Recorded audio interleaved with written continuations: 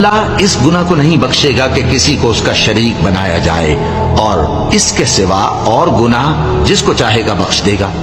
और जिसने अल्लाह के साथ शरीक बनाया तो बेशक वो रास्ते से दूर जा पड़ा।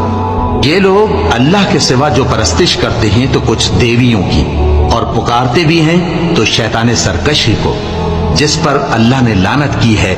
और वो अल्लाह से कहने लगा, मैं तेरे बंदों से गैरुल्लाह की नियाज दिलवाकर माल का एक मुकर्रर हिस्सा ले लिया करूंगा, और उनको गुमराह करता और उन्हें उम्मीदें दिलाता रहूंगा, और ये सिखाता रहूंगा कि जानवरों के कान चीरते रहें, और उन्हें समझाता रहूंगा, तो वो अल्लाह की बनाई हुई सूरतों को बिगाड़ते रहेंगे। और जिस शख्स ने अल्लाह को छोड़कर शैतान को दोस्त बनाया वो साफ साफ घाटे में रहा। वो उनको वादे देता है और उम्मीदें दिलाता है, और जो कुछ शैतान उन्हें वादे देता है वो धोखा ही धोखा है।